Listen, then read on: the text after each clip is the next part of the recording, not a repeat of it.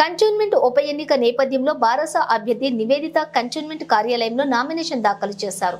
అంతకుముందు గుడిలోని బారాస కార్యాలయంలో దివంగత ఎమ్మెల్యే సాయన్న చిత్రపటానికి నివాళులు అర్పించిన అభ్యర్థి నివేదిత నామినేషన్ కు బయలుదేరారు. ఈ సందర్భంగా నివేదిత మాట్లాడుతూ కష్టకాలంలో కేసీఆర్ తమ వెంట నిలిచారని, ప్రజల మద్దతుతోనే తాను ఎన్నికల బరిలో ఉన్నట్టు ఆమె స్పష్టం చేశారు. ప్రచారంలో భాగంగా బారాసకు మంచి స్పందన లభిస్తుందని, ఖచ్చితంగా ఉప ఎన్నికలలో విజయం సాధిస్తామని ధీమా వ్యక్తం చేశారు.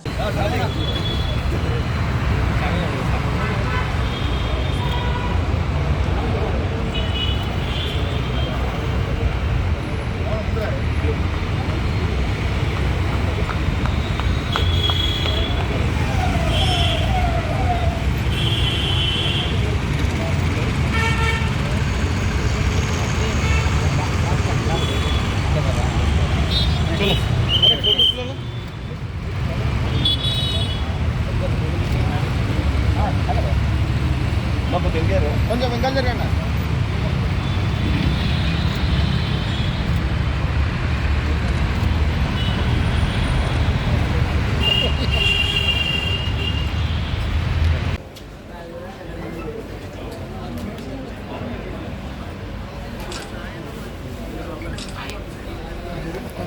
జోహార్ సాయన్న, జోహార్ సాయన్న, జోహార్ సాయన్న, జోహార్ లాసే మేడం, జోహార్ లాసే మేడం.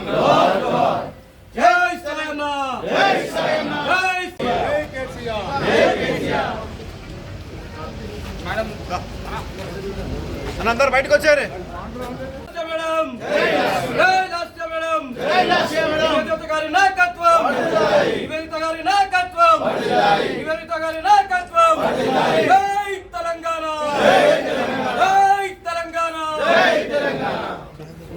బాగోగులు కూడా చూసుకోకుండా పనిచేసినటువంటి ఒక సాయన్న గారి కూతుర్ని ఓడించడం కోసము ఇవాళ ధన రాజకీయాలు చేసేవాళ్ళు, దుర్మార్గమైన రాజకీయాలు చేసేవాళ్ళు ఇలా చేతులు గడిపి కుట్రలు చేసే ప్రయత్నం చేస్తూ ఉన్నారు. ఈ కుట్రలు కంటోన్మెంట్ ప్రజల యొక్క ఆదరణ ముందు సాగవని కూడా నేను వాళ్ళందరూ కూడా చెప్తా ఉన్నాను. నేను ఒక మాజీ ఎమ్మెల్యే గారు చెప్తా ఉన్నారు, ఇక్కడ కాంగ్రెస్ పార్టీ గెలవకపోతే నేను రాజీనామా చేస్తానో రాజకీయాలు వదిలేస్తానని చెప్పారు. నేను వారికి విజ్ఞప్తి చేస్తూ ఉన్నాను, రాజకీయాల్లో ఈ రకమైనటువంటి కక్ష అవతల వ్యక్తుల మీద పనికిరాదు. సరే, మీకు ప్రేమ ఉంటుంది, నేను చెప్తా ఉన్నాను, మీరు రాజీనామాల పత్రమో రాజకీయాలు వదిలేస్తానన్న పత్రమో జేబులో పెట్టుకొని తిరగండి. జూన్ 4 తర్వాత మీరు రాజకీయాలు వదిలేసిన పరిస్థితి ఖచ్చితంగా వస్తుంది. కాబట్టి ఆ విషయాన్ని మీరు గ్రహించాలా.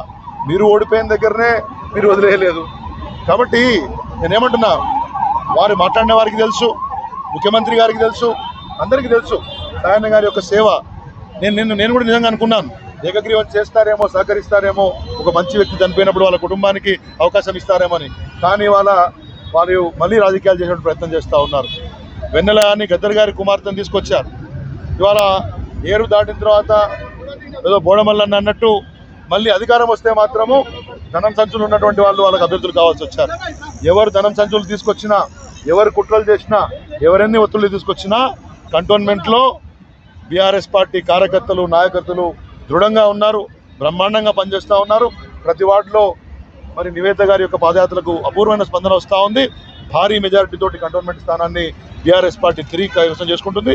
నివేదిత సాయన్న గారు కంటోన్మెంట్ శాసనసభ్యులుగా మీ అందరి ముందు ఉంటారు జూన్ 4వ తారీఖు కానీ జరుగుతున్నటువంటి ఉప ఎన్నికలో బీఆర్ఎస్ పార్టీ అభ్యర్థిగా మరి ఉన్నత విద్యావంతురాలు, గత 3 దశాబ్దాలుగా కంటోన్మెంట్ ప్రజలే తన జీవితంగా, కంటోన్మెంట్ ప్రజల యొక్క అభివృద్ధి సంక్షేమమే తన యొక్క లక్ష్యంగా పనిచేసినటువంటి యొక్క మరి దివంగత శాసనసభ్యులు సాయన్న గారి కూతురు నివేదిత సాయన్న గారు ఇవాళ నామినేషన్ పత్రాలు దాఖలు చేశారు.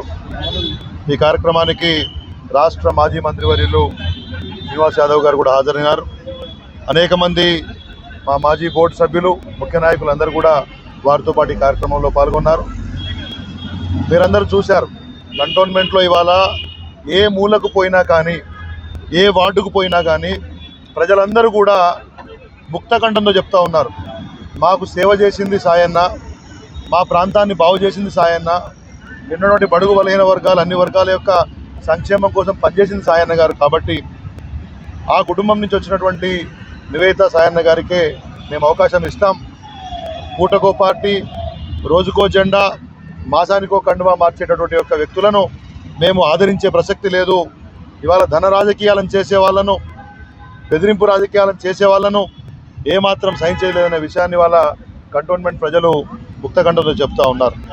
నిన్న పెద్ద ఎత్తున కంటోన్మెంట్ అన్ని వార్డుల నుంచి, మోండా మార్కెట్ ప్రాంతం నుంచి వచ్చినటువంటి వేలాది మంది మహిళల సాక్షిగా వారి యొక్క దీవెనలతో ఇవాళ ఒక ఆడబిడ్డగా నివేదిత సాయన్న గారు మరి శాసనసభ్యురాలుగా నామినేషన్ వేసి ముందుకు వస్తూ ఉన్నారు. ఒక ఉన్నత విద్యావంతురాలు, దళిత సమాజానికి చెందినటువంటి ఒక యువ నాయకురాలు. వారిని ఎన్నుకుంటే శాసనసభలో ఇవాళ ఇద్దరే దళిత మహిళా నాయకురాలు ఉంటారు, తను ఒకటి అవుతుంది. ఈ ప్రాంతం యొక్క పేద బలహీన వర్గాల, వెనుకబడిన వర్గాల గొంతుకు అవుతుంది. కాబట్టి తను కూడా ప్రజలకు సేవ చేస్తానన్న ముందుకు వస్తే మరి వాళ్ళ కేసీఆర్ గారు వారికి అవకాశం ఇచ్చారు. నేను ఒకటే చెప్తా ఉన్నాను, ఇంతకుముందు శ్రీనివాసరావు గారు చెప్పారు, ఒక్క దళిత మహిళా నాయకురాల్ని ఓడించడం కోసం మేము నా నామినేషన్ వేయడం జరిగింది. కేసీఆర్ గారు సాయన్న గారి ఫ్యామిలీకి మమ్మల్ని నమ్మి మాకు టికెట్ ఇవ్వడం జరిగింది రెండోసారి. దానికి నేను ఈరోజు నామినేషన్ వేయడం జరిగింది. మార్నింగే మేము నాన్న ఆశీస్సులు తీసుకుంటూ ఇక్కడికి విచ్చేయడం జరిగింది. ఇక్కడ మాకు శ్రీనివాస్ యాదవ్ గారు ఆల్రెడీ ఉన్నారు. ఆయన ఆశీస్సులు తీసుకొని, ఇన్ఛార్జ్ గారి ఆశీస్సులు తీసుకొనేసి మేము బోర్డు మెంబర్స్, ముఖ్య కార్యకర్తలు అందరం వచ్చి నామినేషన్ వేయడం జరిగింది. అమ్మగారితో కానీ వచ్చి నామినేషన్ వేయడం జరిగింది. చాలామంది ప్రజలు వచ్చారు. అందరిది చాలా మంచి స్పందన ఉంది. మేము ఈ పట్ల చూస్తే మేము ఎట్లన్నా మా విజయం తథ్యమని చెప్తున్నామని అనుకుంటున్నాం. చాలా బాగుందండి. మేము వెళ్ళి పొద్దున పాదయాత్రకు వెళ్ళినా కానీ, మేము వెళ్ళి కలవడానికి వెళ్ళినా కానీ చాలా మంచి స్పందన ఉంది. సాయన్న కుటుంబంకి ఇచ్చినందుకు ఫస్ట్ థింగ్ వాళ్ళు చాలా హ్యాపీ ఫీల్ అవుతున్నారు కేసీఆర్ గారు మాకు ఇచ్చినందుకు. అండ్ మేము ఈ బరిలో ఉండాలి అనేసి వాళ్ళందరూ ఆశించడం బట్టే నేను ఈ ధైర్యం చేసి ముందరికి వచ్చాను. ప్రజల వల్లనే వచ్చాను. సో అందరు హ్యాపీగా ఉన్నారు అండ్ వాళ్ళందరూ నా తోడుగా ఉన్నారు. అండ్ ఈ విజయానికి వాళ్ళే మెయిన్ కారణం.